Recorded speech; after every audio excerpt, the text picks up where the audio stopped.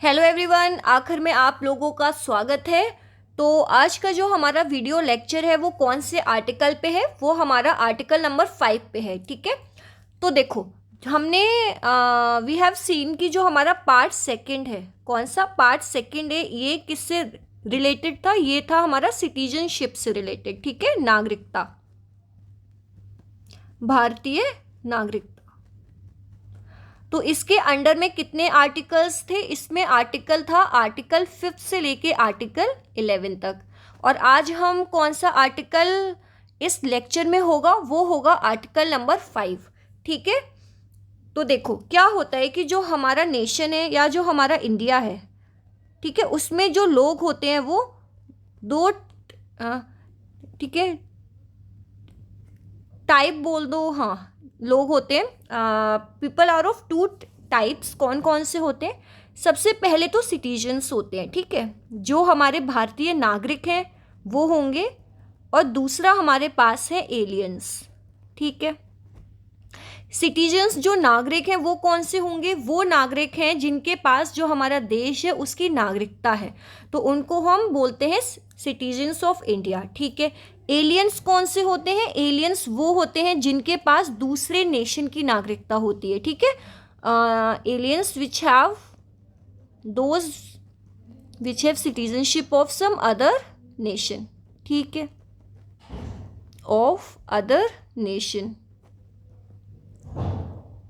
ठीक है, जो हमारे नागरिक होते हैं उनको हमारे जो कुछ फंडामेंटल राइट्स होते हैं, यानी जितने भी हमारे फंडामेंटल राइट्स हो गए, जितनी भी हमारे पॉलिटिकल राइट्स हो गए, जितने भी हमारे सिविल राइट्स हो गए, वो सारे जो हमारे नागरिक हैं उनके लिए होते हैं। ठीक है, और जो हमारे एलियंस होते हैं उनको सारे फंडामेंटल राइट्स नहीं अवेलेबल होते हैं। कुछ ही फंडामेंटल राइट्स हैं जो हमारे फॉरेनर्स यानी एलियंस के लिए अवेलेबल है। ठीक है, एलियंस में भी दो टाइप के होते हैं, कुछ हमारे फ्रेंडली एलियंस होते हैं, ठीक है, और कुछ हमारे एनिमी एलियंस होते हैं। एनिमी एलियंस कौन से एलियंस होंगे? एनिमी एलियंस वो होंगे जो लोग, जो देश हैं जो हमारे साथ वॉर पे हैं, ठीक है, जिनके साथ हमारा वॉर है, उस देश के जो भी नागरिक होंगे उनको हम एनिमी एलियंस बोलेंगे। ठीक है, यहाँ तक समझ आ गया? तो देखो अब हम हमारे आर्टिकल 5 पे आते हैं। आर्टिकल 5 क्या कहता है हमारा? इसमें एक लाइन लिखी है ये कि ना, सिटीजनशिप एट दी, ठीक है, कॉमेंसमेंट ऑफ द कॉन्स्टिट्यूशन। तो जो हमारा इंडिया का कॉन्स्टिट्यूशन है वो कब लागू हुआ था? वो हुआ था हमारा 26 जनवरी 1950 को। तो जो आर्टिकल 5 है, वो आर्टिकल 5 हमारा बोलता है कि, मैं नीचे लिख देती हूँ, कि जब कॉन्स्टिट्यूशन लागू हो रहा था, ठीक है, लागू हो रहा था, उस समय भारतीय नागरिक कौन कौन होगा? ठीक है, तो ये हमारा कौन से आर्टिकल में बोला है? ये हमारा आर्टिकल 1 में, आर्टिकल 5 में बोला है। ठीक है, अब देखो अब आर्टिकल 5 में क्या है? आर्टिकल 5 में है कि एवरी, ठीक है, person who has his domicile in the territory of India. Domicile का मतलब होता है आपका निवास स्थान, निवास स्थान, कि हर वो इंसान जिसका निवास स्थान इंडिया के जो क्षेत्र है उसमें है, उसमें होगा। कौन कौन से वो लोग हैं? पहला पॉइंट हमारा क्या है?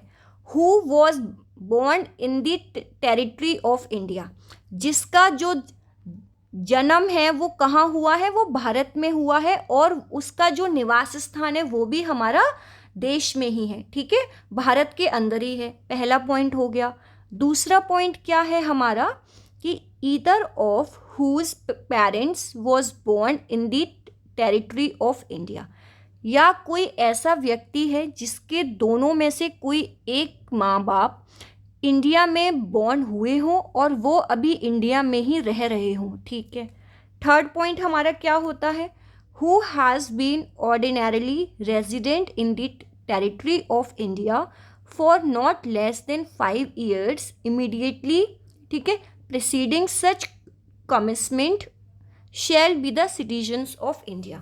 पॉइंट सी में हमारा क्या कह रहा है कि ऐसा कोई इंसान, ठीक है, ऐसा कोई इंसान जो हमारे देश में रह रहा हो जब हमारा कॉन्स्टिट्यूशन लागू हुआ था 26 जनवरी 1950 से पहले, वो 5 साल हमारे देश में रहा हो, उसे भी हम अपने देश का भारतीय नागरिक मानेंगे। ठीक है, ये हो गया। तो आर्टिकल 5 हमारा 3 पॉइंट पे फोकस है। पहला तुम्हारे पास है बॉर्न, ठीक है, प्लस डोमिसाइल, यानी आप इंडिया में आपका जन्म हुआ हो और आप उस समय जब हमारा कॉन्स्टिट्यूशन लागू हो रहा था उस टाइम पे आप इंडिया में ही रह रहे हो। ठीक है। सेकंड पॉइंट होता है कि या तो आपके पेरेंट्स का जो जन्म है वो इंडिया में हुआ हो और उस समय आप इंडिया में रह रहे हो। ठीक है। थर्ड हमारे पास जो पॉइंट है वो है कि जब कॉन्स्टिट्यूशन लागू हो रहा था उससे, ठीक है, पहले आप 5 साल इंडिया में रहे हो तो भी आप भारतीय नागरिक होगे।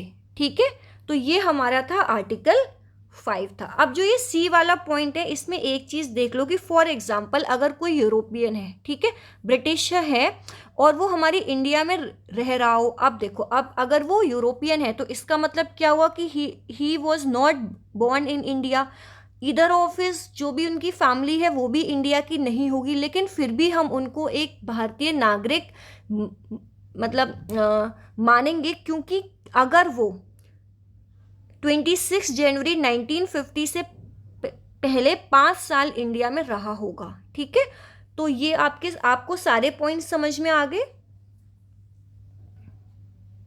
तो अगर इस आर्टिकल में आप लोगों को कोई भी डाउट है तो आप लोग मुझसे पूछ सकते हैं। ठीक है, थैंक यू सो मच।